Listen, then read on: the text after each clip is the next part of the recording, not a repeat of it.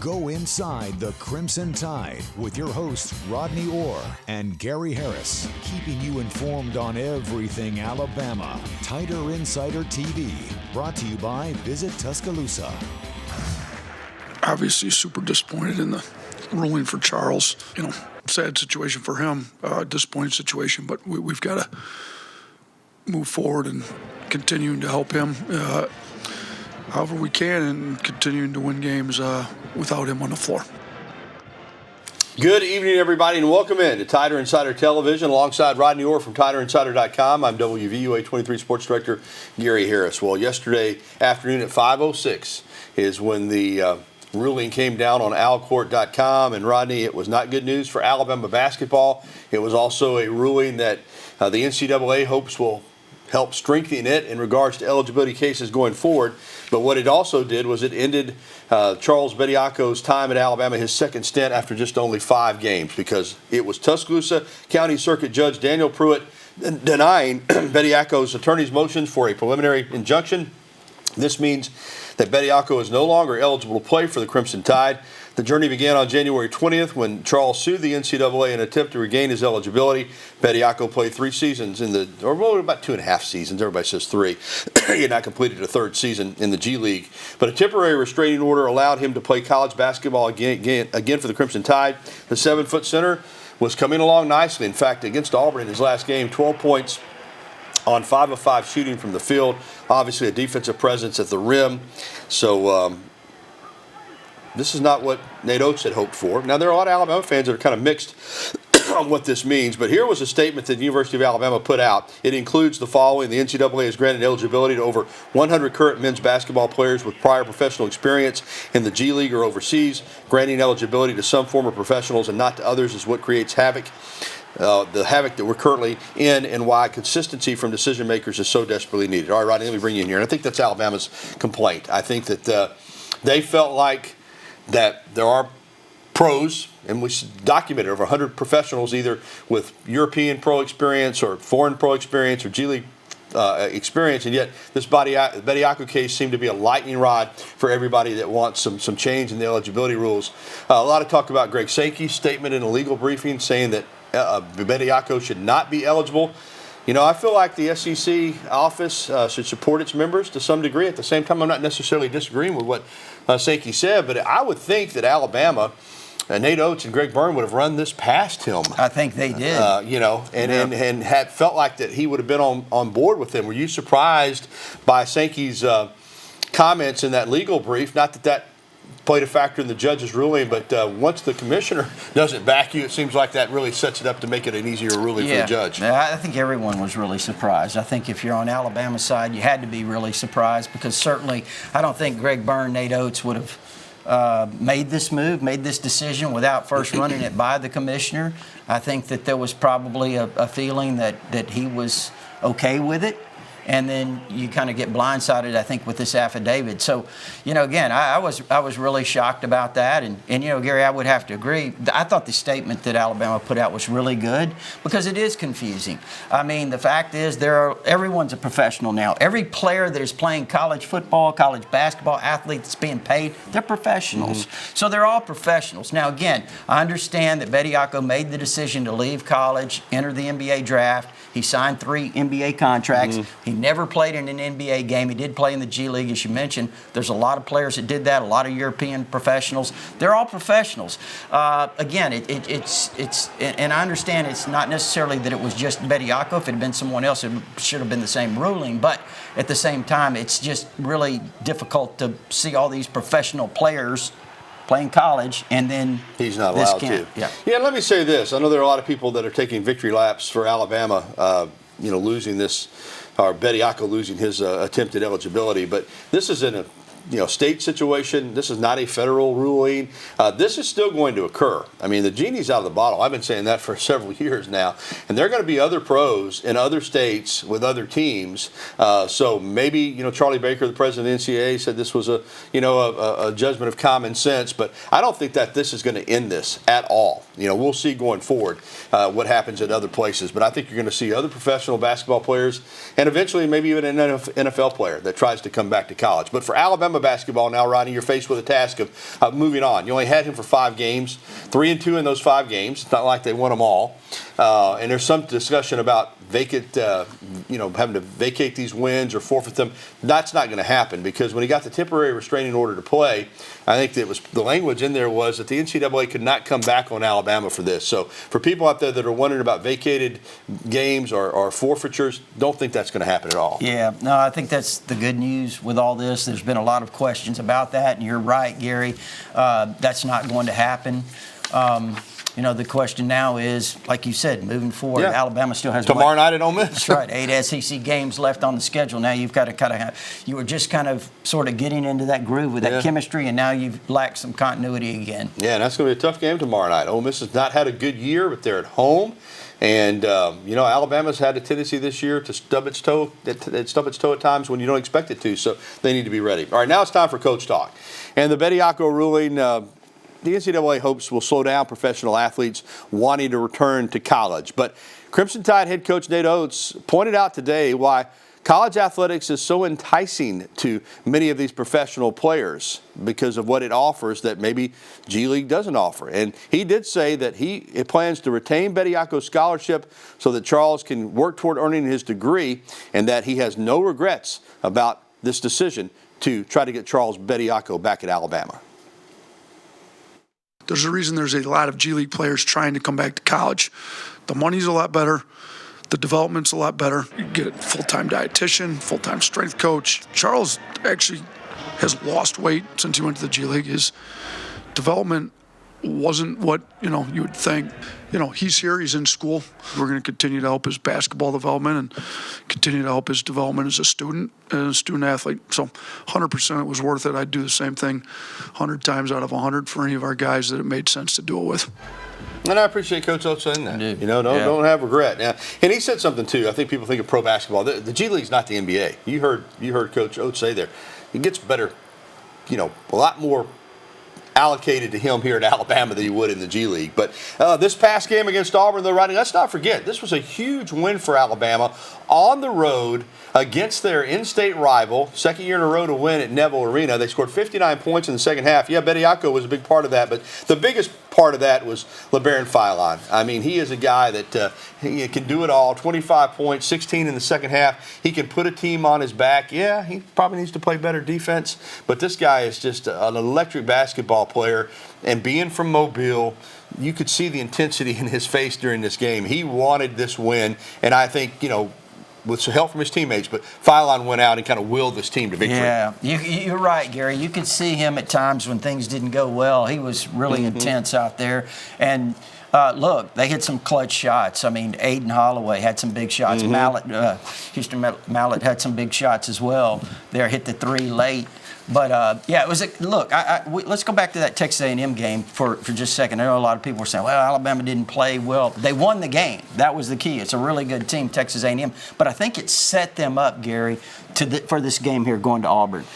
Because Alabama had struggled a little bit. They weren't quite in kilter. But I think they really kind of found themselves a little bit in that Texas A&M game. And to be able to go on the road, like you said, against Auburn is really big. Yeah, Bama got out-rebounded, but they shot 52% from 3. And that is huge. And there you see Philon and Alabama now. Aiden Holloway, you mentioned the former Auburn player. He's 2-0 at Neville Arena against his old team. All right, let's get to the Alabama women because, gosh, dog it. I mean, they've played so well in so many big games. And Christy Curry's done such a good job with this program. But like I talk about all the time, there's good in the SEC and then there's elite. And when you're trying to get from good to great, it's hard. And this is an example. On Sunday night out at College Station, Texas, against former Alabama player Joni Crenshaw-Taylor, the head coach of Texas A&M, Alabama's a better basketball team than A&M. The season resume says that. But they didn't win the game, Rodney. They lost 72-69. And even though it was on the road, with some of the wins that they've had this year, this was a very disappointing loss. Yeah. Yeah, you hit it, Gary. When you're talking about trying to take that next step as a program, you have to win these kind of games. They've had a couple others that I think were winnable that they didn't, come through At with. Auburn's one. Yeah. Yeah. And so I think when you're trying to take that next step, those are the games that you have to find ways to win. Yeah, when you got the better team, whether you're playing at home or on the road. But at Auburn and at Texas A&M, two really disappointing losses for Alabama women's basketball. All right, still to come on Tider Insider Television. Alabama had 7 former players at the Super Bowl playing on both teams. We'll talk about who got the rings and who had to settle for runner-up. And with Ty Simpson entering the NFL draft, the quarterback race. We're going to talk some football. I know it's kind of quiet right now, but spring is around the corner. And this will be the first time since Kalen DeBoer got here that I think we're going to have a true quarterback competition with 2 quarterbacks that he recruited and signed. Listen, it's going to be interesting. And Rodney's going to break it down, the matchup between Mac and Russell next here on Tider Insider TV. Plus, we'll be getting your phone calls, emails, and tweets. As always, that phone number, go ahead and give us a call. 205-348-WVUA. That's 348-9882. You can email us at titv@wvua23.com. We've got some emails that came in during the week that I've already got ready to go for tonight, but you can email us there, titv@wvua23.com. We'll be right back with the only show that takes you inside the Crimson Tide. Tider Insider TV will return right after this timeout.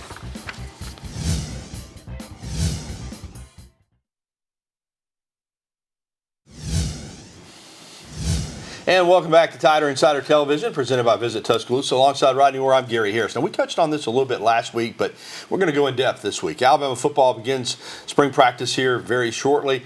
The quarterback competition is going to be the biggest story of spring. Now, there are other stories. I get that. But think about this. When Kalen DeBoer got here, he inherited a starting quarterback in Jalen Milroe. And then after Milroe lost, even though last year Ty Simpson had never started, Rodney, you felt like it was his job to lose. And plus, DeBoer didn't sign either one of those guys. As I said, they were here when he got here. But he did sign Austin Mack at Washington, and he did sign Keelan Russell here at Alabama. They are quarterbacks that are signed to play in this offense. And so a new era of Alabama football is going to begin this season with a Kalen DeBoer signed quarterback. The question is, which one? Yeah, that's a good question. And we may not know till August. I'd be surprised if we do know before August. But look, you look at Austin Mack. I love his size, his arm strength. I thought he showed a lot of maturity. Watch this play right here. That's a big-time throw. That looked like Russell. I couldn't tell if that was Russell, but it certainly looked like him. But, both these guys have a ton of talent. There's Russell earlier in the year throwing a touchdown pass. So, Gary, when you have 2 guys with this kind of ability, you're in a great spot. I don't know how you can go wrong. The only thing is just the lack of experience. I mean, when you talk about talent, both of them have it. Great passers. Both can move extremely well. But it's just going to really come down to which guy can execute the offense, eliminate the mistakes, or minimize the mistakes, and, show the maturity that it takes to be the quarterback at Alabama. If you're looking for an edge, obviously Mack has a little more game experience than Russell. Also, Mack was signed at Washington, and Ryan Grubb was the offensive coordinator. Now, if you follow Alabama football like Rodney and I do, and you talk to some people, you know that Kalen DeBoer wanted Keelan Russell, but Nick Sheridan was the guy that kind of spearheaded that recruitment. And Nick Sheridan told a lot of people that Keelan Russell might have been one of the most talented quarterbacks he had ever seen. Sheridan now is at Michigan State. Grubb is here at Alabama. Do you think maybe that gives Mack a little bit of an edge since Grubb is more familiar with him to some degree, I suppose? Yeah, well, I think the one thing that Mack may have an advantage at, you talked about signing at Washington coming out of high school. He was a year early. I mean, he was like Ryan Williams. He left high school a year early. He's been in this system now for 4 years. So the familiarity there is a little more. I mean, I think he's grown, he's matured. I thought the way he handled his Rose Bowl experience was really good. I mean, I really did. I don't think it necessarily has an advantage right now, Gary. Again, it's going to be a real interesting battle. Look, they got some young guys, too. Yeah, they got 2 super talented Jet freshmen, Tamala too. from Nebraska set all kinds of records. He's got all the tools. Taden Kawhi of Utah, he's going to be really good as well. We've talked about it before. It's a quarterback-centric offense, so they've got some talented quarterbacks here, and it will be fun watching Mack compete against Russell and also watching those 2 freshmen when they get their opportunity. All right, on this past Sunday at Super Bowl 60 at Levi Stadium in Santa Clara, California, no surprise here, Bama in the NFL. They're all over the place. The Seattle Seahawks took took on the New England Patriots in Seattle, won the game rather handedly, 29-13. But in the process, 4 former Crimson Tide players won Super Bowl rings. Well, they'll get Super Bowl rings. Those being, of course, Josh Jobe, who played outstanding in that game, a defensive back. Jaron Reed, man, what a veteran. His second stint with the Seahawks, he gets a ring. Robbie Oates, the tight end / fullback, and of course Jalen Milroe, a backup rookie quarterback. On the other side, there were 3 players from the Patriots that played at Alabama. Of course, Anthony Jennings. You had Christian Barmore and Dupree, the tight end. So 7 total players, which led the nation as far as former players in the Super Bowl, and 4 of those guys get Super Bowl rings. Well, still to come on TITV, Alabama softball is off to a hot start. We'll talk about the Tides 5-0 beginning at the Buzz Classic this past weekend in Atlanta. And coming up next, your phone calls, emails, and tweets. The phone number, as always, 205-348-9882. There's the email address at the bottom of the screen. We want to hear from you, Tider Insider Nation. We'll take your phone calls next here on TITV.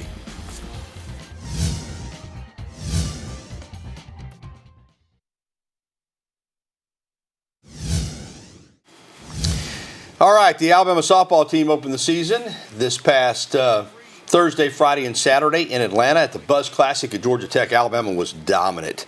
They blew out Georgia Tech twice, Villanova twice, and East Carolina. In the 5 games, they scored 51 runs, only gave up 6. They hit 18 home runs in the 5 games, and Vic Moten, the freshman pitcher from Daphne, was so impressive, Rodney. She's the National Player of the Week. Now they come home for the Eastern Bama Bash this weekend here at the Rhodes House, but what a great start to the season. 18 home runs? Yeah, in 5 games. That's amazing. We talked about Murphy needed some power. Yeah, he's got it. He got it. They're looking good. Yeah. All right, we're going to get some phone calls here on TITV. And leading us off tonight is our pal Sammy up in Walker County. Hey, Sammy. Hello, Gary, Rodney. Thanks, guys. You betcha. I just wanted to get y'all's take on a statement I was going to make, college football.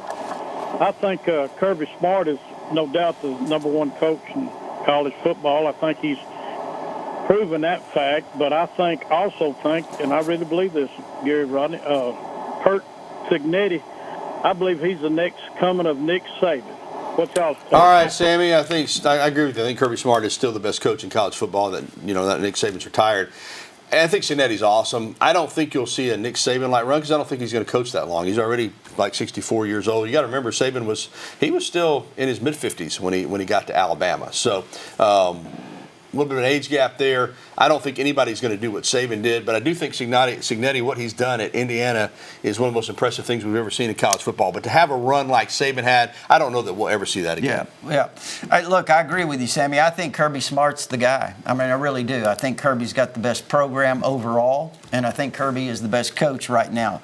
Love Cignetti. I'm like you, Gary. I think he's fantastic. I think the job that he did with that team, the job he has done over the last 2 years, it's the story of college football. There's no question about that. And yes, he's a great coach. We'll see what kind of happens moving forward, Sammy, but I agree with you. He is a fantastic coach. All right, let's stay on our Decades Pub and Grub hotline. Remember, Decades Pub and Grub, downtown Tuscaloosa at Timerson Square. The Clark family has a kitchen where they make everything from scratch, including all those boar's head meats for the best sandwiches in town. That's Decades Pub and Grub. All right, let's get to Rick over in Brent. Hey, Rick. Hey, how are y'all tonight? Doing well. Great. Do you believe that the SEC commissioner will have some negative blowback because he did not support Alabama's? Well, I think this, Rick. I think there are a lot of Alabama fans that are unhappy with him. And again, I want to be fair to Commissioner Sankey. I don't think what he said was wrong.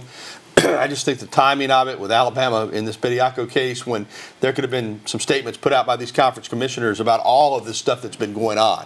And then when there's a legal situation with Bediako in a legal briefing, you come out and basically say, I don't think, a player from one of your member schools should be eligible. Yeah, I think he's going to get a little blowback, at least from the fan base. Yeah, definitely. I think he is. I mean, you read TiderInsider.com, he's already got a ton of fan blowback. And I'm sure on your radio show and the other ones there on Tide 100.9, same thing. But, what can you do? It is what it is. It is what it is. All right, still to come on Tider Insider Television. Alabama runner Samuel Ogazi earns top honors in the SEC. We'll tell you about his award-winning performance and more of your phone calls, emails, and tweets, including our email question of the day, and more phone calls on the Decades Pub and Grub hotline right after this.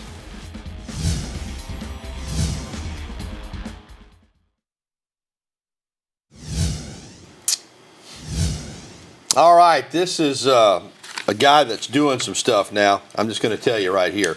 This is Ogazi, and he is an absolute.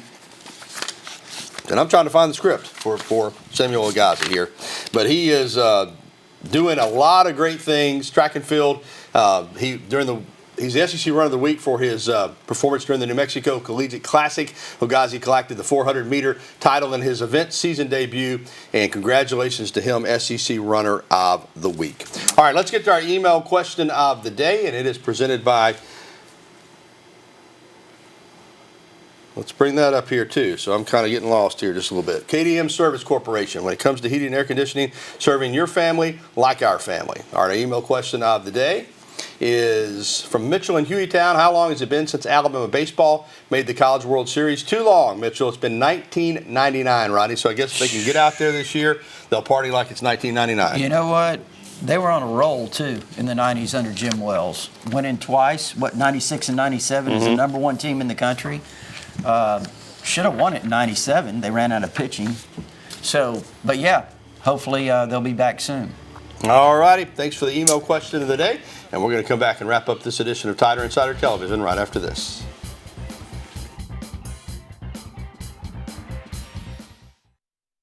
What an honor for former Alabama golfer Bud Colley. He received the Golf Writers Association of America's Ben Hogan Award. The award is for an individual who has continued to be an active golfer despite a physical handicap or serious illness.